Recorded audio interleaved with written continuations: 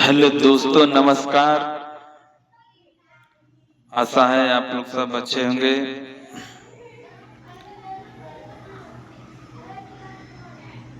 मेरे चैनल में आप सबका स्वागत है। इसकी बहुत जरूरत है प्रस्तावना, इसकी बहुत जरूरत है।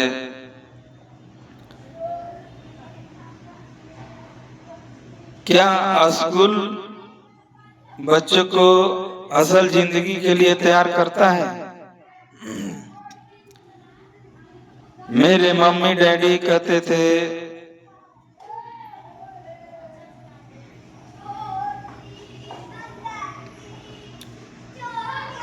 ये वाली नौकरी मिल जाएगी।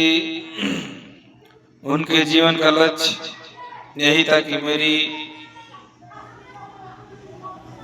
बड़ी बहन और मेरी कॉलेज की शिक्षा पूरी हो जाए।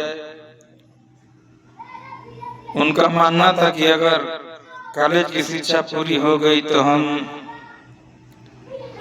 जिंदगी में ज्यादा कामयाब हो सकेंगे। जब मैंने 1976 में अपना डिप्लोमा हासिल किया, मैं फ्लोरिडा स्टेट यूनिवर्सिटी में अकाउंटिंग में ऑनर के साथ ग्रेजुएट हुई और अपनी कक्षा में काफी ऊंचे स्थान पर रहा। तो मेरी मम्मी डैडी का लक्ष्य पूरा हो गया था। यही उनकी जिंदगी की सबसे बड़ी उपलब्धि थी। मास्टर क्लास के हिसाब से मुझे एक बिग 8 अकाउंटिंग फर्म में नौकरी भी मिल गई। अब मुझे उम्मीद थी कि एक लंबे करियर और कम उम्र में रिटायरमेंट की।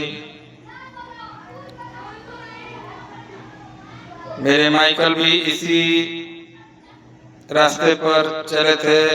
हम दोनों की बहुत मेहनती परिवारों से आए थे जो बहुत अमीर नहीं थे। माइकल ने ऑनर्स के साथ ग्रेजुएशन किया था। एक बार नहीं बल्कि 2 बार। पहली बार इंजीनियर के रूप में और फिर लॉ स्कूल से उन्हें जल्दी ही पेटेंट लॉ में विशेषज्ञता रखने वाली वाशिंगटन डीसी की एक मानी हुई लॉ फर्म में नौकरी मिल गई और इस तरह उनका भविष्य में सुनहरा लग रहा था। उनके करियर का नक्शा साफ था और यह बात तब थी वो भी जल्दी रिटायर हो सकते थे। हालांकि हम दोनों ही अपने करियर में सफल रहे, परंतु हम जो सोचते थे हमारे साथ ठीक वैसा ही नहीं हुआ।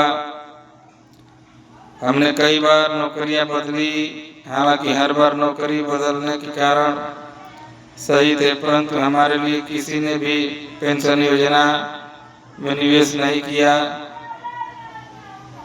हमारे रिटायरमेंट फंड हमारे खुद के लगाए पैसे से ही बढ़ रहे हैं।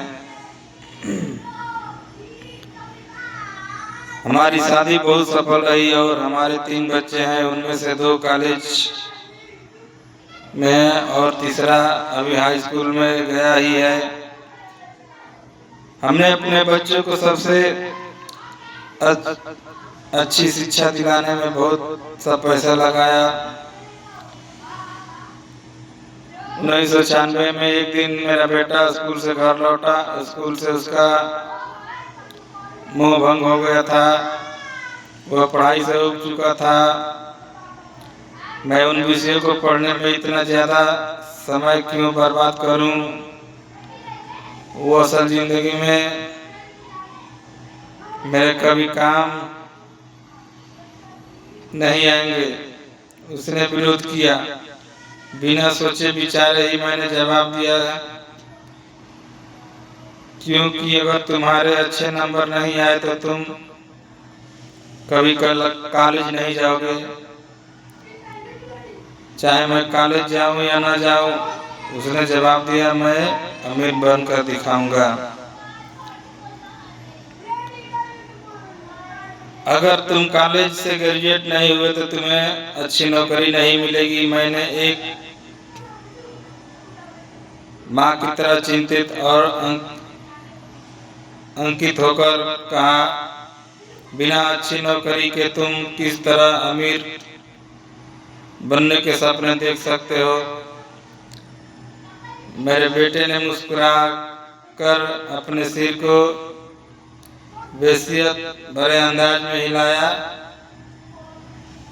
हम यह चर्चा पहले भी कई बार कर चुके थे। उसने अपने सिर को झुकाया और अपनी आंखें घुमाने लगा। मेरी समझदारी भरी सलाह एक बार फिर उसके कानों से भीतर नहीं गई थी। हालांकि वह स्मार्ट और प्रबल इच्छा शक्ति वाला युवक था, परंतु वह नम्र और शालीन भी था। मम्मी, उसने बोलना शुरू किया और भाषण सुनने की बारी अब मेरी थी। समय के साथ चलिए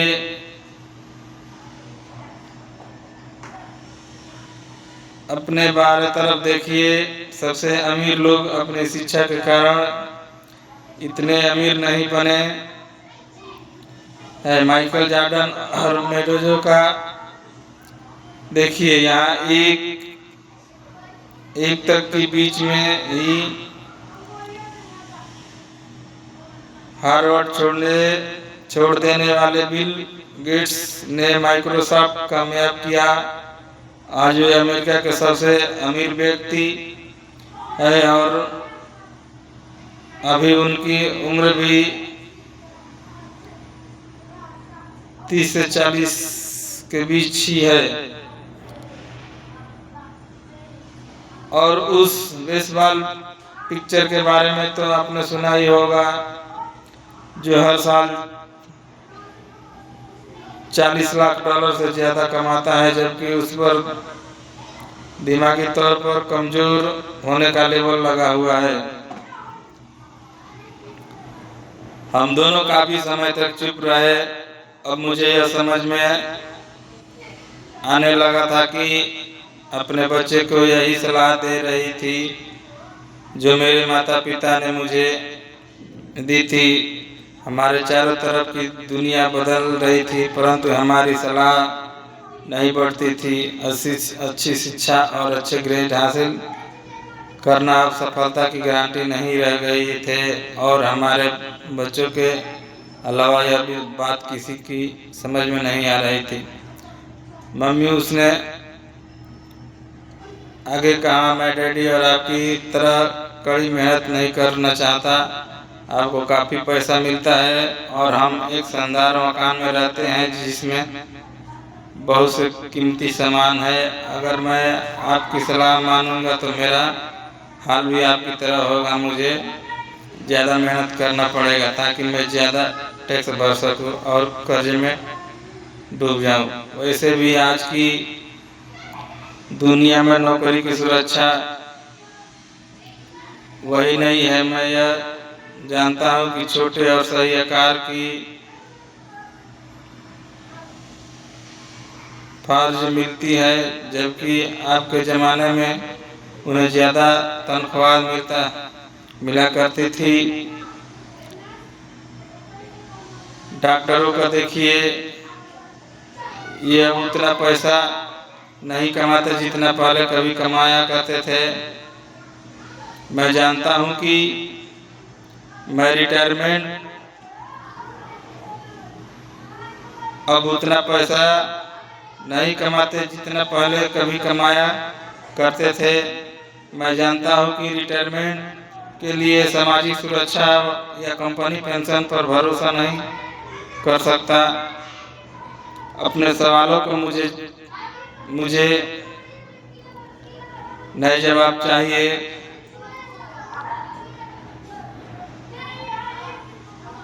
वह सही था, उसे नए जवाब चाहिए थे। और मुझे भी मेरे माता पिता की सलाह अब उन लोगों के लिए सही हो सकती थी जो 1945 के पहले पैदा हुए थे, पर यह उन लोगों के लिए विनाशकारी साबित हो सकती थी जिन्होंने तेजी से बदल रही दुनिया में जन्म लिया था।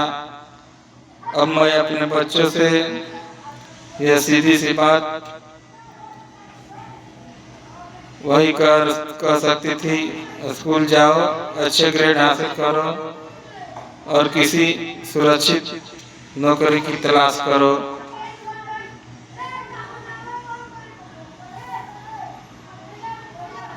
नौकरी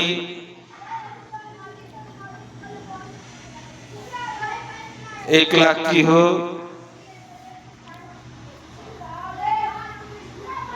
या 1 करोड़ की हो, आप मालिक नहीं कहलाओगे। बिजनेस अपना छोटा ही क्यों न हो, आप अपना बिजनेस का मालिक हो,